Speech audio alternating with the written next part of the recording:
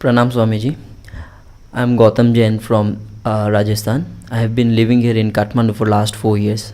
I have visited the ashram twice. I have been in your presence twice, and fortunately I was here today when you were speaking about truthfulness, a verse from the Upanishads, Satyamev Jayate. And pertaining to this, I had a question in mind. So I'd like to, if you permit, I'd like to ask you one question. You mentioned during the speech that that the nature is free from all the hypocrisy and all the contamination. But we humans who are supposed to have evolved from, the present belief is such that we have evolved from aquatic life, animal life, and we have become humans. But I find it very contradictory that in our behavior, in our day-to-day dealings with people, we find that we are not even as evolved as the animals, or and moral status of the animal is not there. Yes. So this is what you mean. Yes. So this is a thing which has been troubling me for a long time. Once what happened, very interesting thing. Some people invited me as the chief guest for opening a yoga center called Dibba Yoga Center. Dibba Yoga Center, the name was that. So in my speech I said, before you learn yoga from rishis, from great masters, you try to learn yoga from the animals, Poshu yoga. Animals are better yoga than human beings. Because animals, if you talk about yam niyam, ahimsa satya aste brahmacharya aparigraha, truth, we have been talking about truth. Animals are truthful. They never lie. I mean, in a way, if somebody says that, how do you know? No? We can see their behaviors, If they're happy, if they're angry. So hypocrisy is not found in them. Of course, fear of life is there. They run. Though your question is quite appreciable in that way, that how human beings have so much of complications. They kill people from behind. From the same species, if two animals have to fight, they won't fight from behind. A sleeping dog will not be attacked by another dog, because the dog will come, growl, wake you up and challenge and come face to face. A bull has to fight with another bull face to face, horn to horn. They don't stab from behind or bombard on the innocent people while they're sleeping, or poison people. So many kinds of things that are human beings. The point is here, you see, it is difficult but simple to understand. It is difficult but simple to understand. In what way? Like a river coming down from the mountain is not dangerous. There is no dangerous animals in it, and then also it is not very useful. It is not terribly dangerous. For flood or any other devastation, it will create very little possibility. But you don't have much use of it also, unless it has gone near the ocean. When it has gone near the ocean, it is very devastating at times, and also you have dock, you have the ship company, you have so many things, you have all sorts of aquatic animals to catch it, use it, trade it, all sorts of things, including well. So the point is here that the human being is like a river coming down from the mountain, as you have said, reptiles and so many things, flowing down. Human soul has flowed down through these phases of life and ultimately came to manhood, human state, and that human state is very near to the cosmic consciousness. So when it is polluted, it becomes polluted like anything. When it is manifested, when it manifests knowledge, wisdom, it manifests gigantic, that animals cannot do that. You understand? So there's extreme here. Why? Because animal lives, you see, their so-called morality, this morality doesn't bring knowledge to them. This morality is instinctive. It is instinctive. Like small children do not steal, do not lie.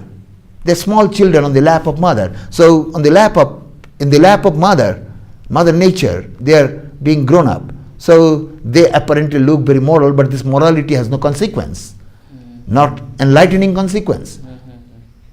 But human beings, being grown up, and the nature wants him to be independently standing on his own feet, on a moral feet, a spiritual feet. We should be spiritually enlightened. So there is a sort of fallible, a lot of fallible things are there, because the person who doesn't sing, he doesn't miss the beat, or the person who doesn't climb, he doesn't fall, since human being has climbed up.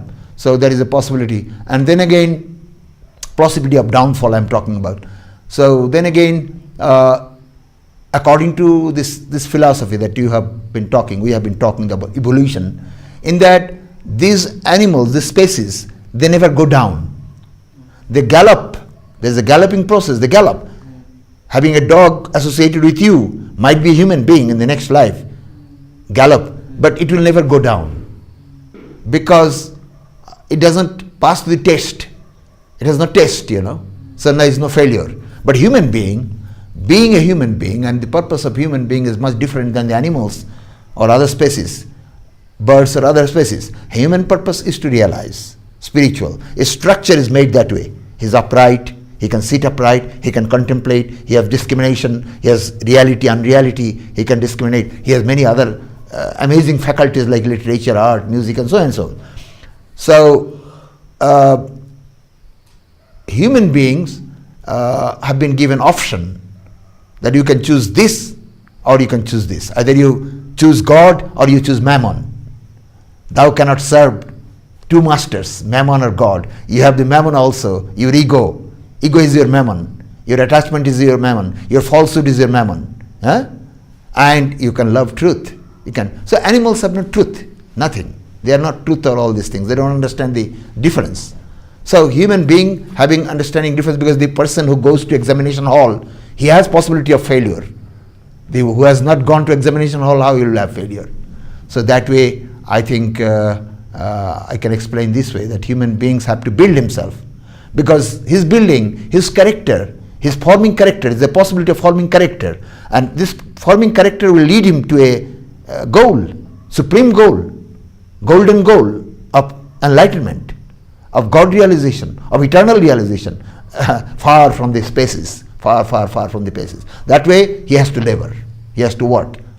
If the people would be, by nature, they would be perfect morally, there would be no lesson, there would be no education, there would be no science, there would not be any philosophy for molding himself. So for molding himself, transforming himself, he has to pass through these phases, action and reaction. He has to experience. Moreover, human beings, as a little earlier you were talking about, that so much of human beings, they must be coming from the animals. That was also true in a way, that human being is a junction of all the species, aquatic, space, terrestrial, all the species are in human beings. Small stations, big stations, everything. You can find, suppose you have gone to America and say that, oh, I have seen a bull in the street. America, I don't get amazed. I have seen a lion in the zoo. I don't get amazed. Lion, what is that? Lion is lion and bull is bull. But if you say I have met a man, I get a little bit curious that what sort of man this Gautam might have met. Like Buddha, or like a robber, or like a thief, or like a smuggler, or a great poet. So many questions will arise, because human being is a junction. Diverse qualities are all combined together, fused together in human being. So that way, I think you are talking about the negative part of human life, but it has a gigantic positive part. And if there would not be contrast, if there would not be darkness, big darkness, the light of the sun in the daytime would not be so dear, So there is a big contrast. There is a very, very worst things in human being, and at the same time, great light of knowledge and wisdom is found in human being. And these beings also, human beings, those who have not led a right way of life and done all sorts of cruel acts or bad acts, evil acts, they will have degradation. They have to suffer. That's why you find a lot of dogs move around you. A lot of cats move around you. Cows move around you. They love human beings more than any other things. Dogs sometimes love a human being more than their community. It is because he must be a man before and might have committed something wrong and is suffering as a degradation.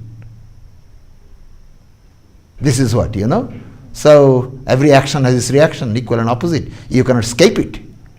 If somebody is, because of his physical power, he might be atrocious, aggressive, torturous. He has to reap the consequence. And if somebody is kind, generous, helpful, truthful, honest, he will also reap the fruit. That is there. The range is bigger, much bigger than animals. You cannot compare that way. Am I understandable? Yes, thank you so much.